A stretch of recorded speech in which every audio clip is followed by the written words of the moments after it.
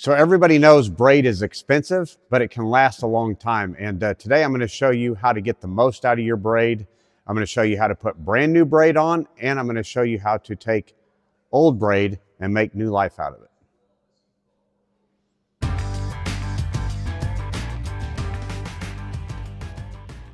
So I'm getting ready for a tournament here and putting new line on rods and reels. And if you're like me, I don't like to waste money. I don't like to waste things. And with that being said, I don't like to waste braid either, because believe it or not, you can get a whole season out of braided line. We're a few tournaments into the year, been using it quite a bit. And as you can see, the line's getting a little faded, meaning it's getting a little worn down and everything. So I could just pull it off and put brand new line on, but braided line's not cheap. And I should have a perfectly good spool down in here. So what I'm going to do is just reverse the line.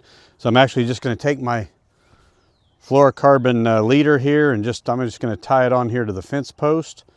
And we're basically just going to reverse this, and I'll show you. I'm going to get down to my backing and we're going to reel it on backwards, and then we should have a brand new spool of line to use for the next couple tournaments. So we'll just hook that on there.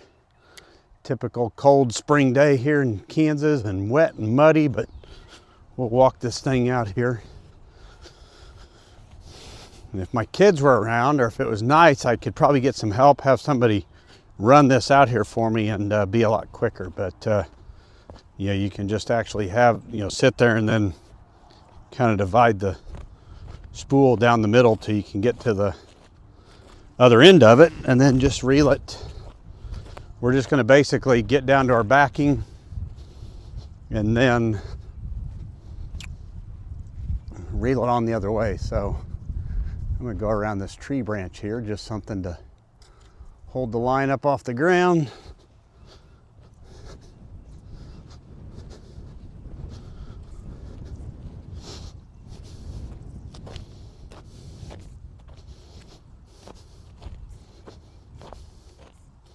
What I like doing about this too is any twist or anything that your line has in it, even braid gets twist in it.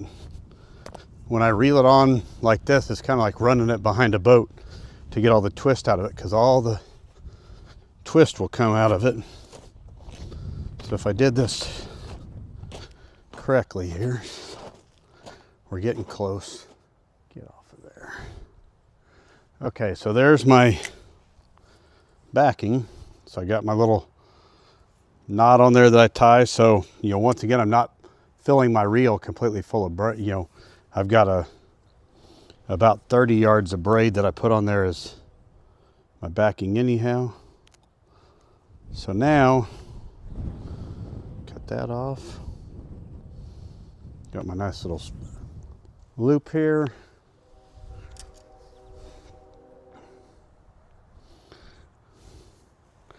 Here's my part of my line I've been using quite a bit. So this, we're going to tie on to my backing. I do this even when it's fresh line. If I put brand new line, I'm still putting backing on there. I just tie a simple uni knot to my little bit of backing there. Now you could splice, you could do a double uni knot if you want to get real particular, but if you get this far down into a spinning reel anyway, you got bigger problems, especially in the world of bass fishing. But even saltwater fishing, I still like to have backing on there, because I know, where I've had fish spool a reel saltwater fishing, I do know that when they get to your backing, you got bigger issues, and you know that you better be chasing them or tightening your drag or something. But anyway, so here we are. We've got our backing. We've tied the old end to our line. So now we're just going to reel this on, and it's just out here, basically winding back on the reel out across the grass here.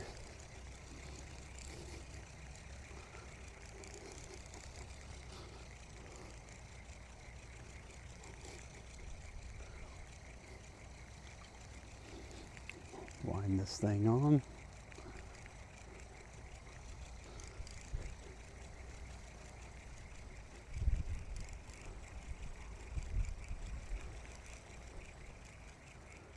You know, I've probably got, I don't know, close to 100 yards of braid on there. And, you know, like I said, when it comes to bass fishing, there's really no need to have more than that because you're probably casting 30, 40 yards at the most. So just gives you a lot more bang for your buck. So there you can see I've got basically a brand new spool of braid on there, but we've been using this thing for half a season already. So ready for our leader knot on there, and we're ready to go.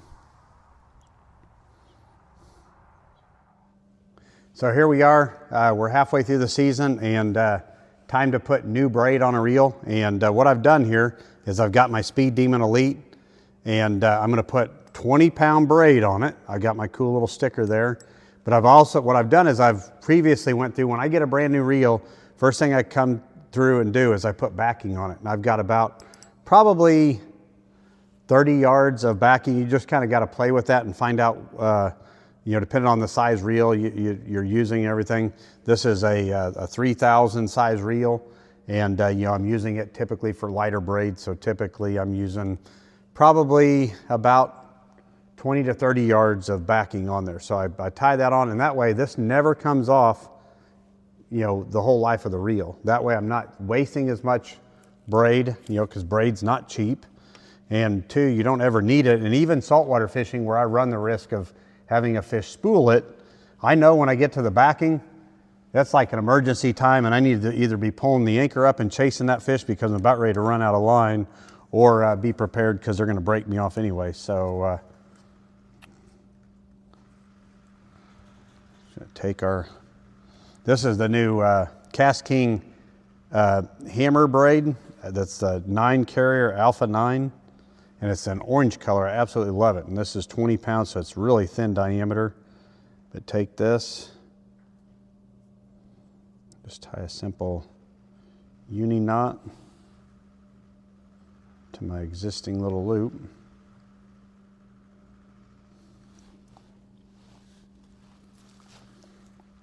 Now braid, I mean, typically for me with braid, I don't put new braid on very often. Even if it gets discolored, new braid does not need to be changed that often. As long as it feels good and still retains its strength. I mean, for me personally, I mean, a lot of times on fluorocarbon, I'll put new fluorocarbon on after almost every day. But when it comes to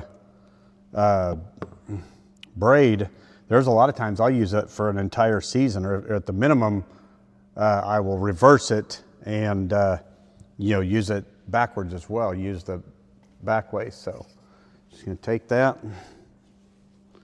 wind that on.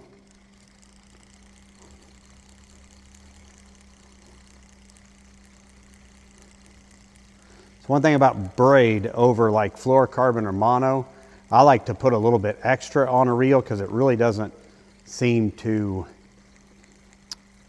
you know, doesn't seem to coil off of a reel spool like fluorocarbon or mono would, and cause all kinds of chaos. So, you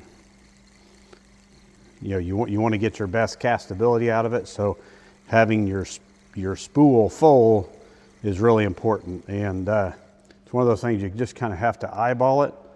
But I think you're better off to put a little more than a little less. So, so there we are. We're, you know, maybe a 1/16 of an inch from the edges of the spool, maybe an 1/8, but you know, get it to there. Cut that off. Now we're ready for our fluorocarbon leader.